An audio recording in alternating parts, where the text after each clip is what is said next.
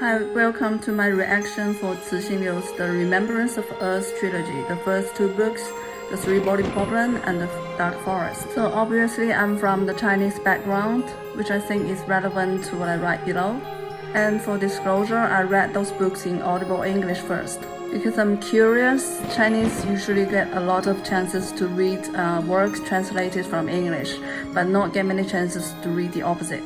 And I only listened to the story after I read about every spoiler I can find on YouTube or Chinese social media platforms. And miraculously, it didn't ruin the fun of reading these books. The reviews for the Three-Body Problem are absolutely polarized, especially the ones in Chinese social media platforms. Ones who love it describe the work sometimes in a zeal that borders in cult worshipping. The ones who hated the books are just downright trashing them. And if you're only judging from the reviews, the plot and science details simply sound absurd. I felt a little bit overwhelmed and a little bit intimidated by the cult worshipping, so I didn't touch the story for a long time. And the result is the fact that I'm making a commentary about it. I don't hate it. I'm obsessed. These comments are only for the first two books, The Three-Body Problem and The Dark Forest, because I'm still on the third.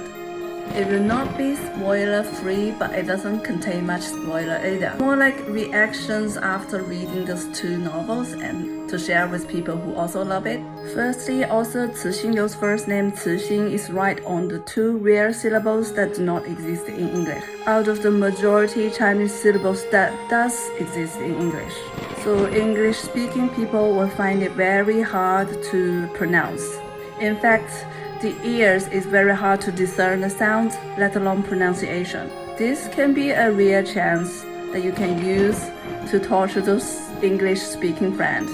Secondly, which I find interesting about Cixin Liu's book is that all the three books, the title is the ultimate spoiler. It gives the answer straight to what the plot is building tension towards. It is the kind of spoiler that people who doesn't care about spoiler will find it too straightforward.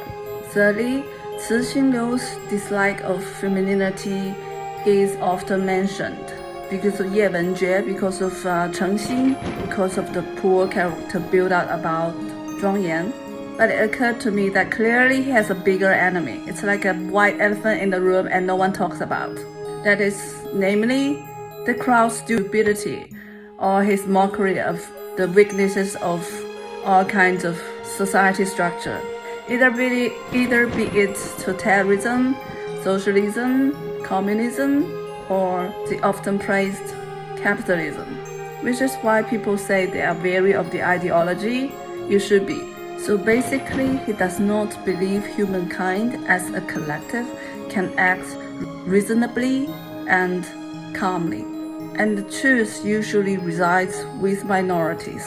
Given that he is a witness of the Cultural Revolution, or at least part of the ripple effects of it, it's not hard to understand why this idea serves as a backdrop throughout the whole story. So briefly about the crazy era in old China.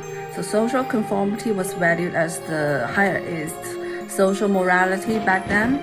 If you are in a situation where all people around you say you are crazy, but in fact you think they are the crazy ones, you can fake your repentance and join them, or you can say no and continue to be tortured and humiliated. Most people choose the former. It's basically like a pyramid scheme of craziness until it spreads to all people.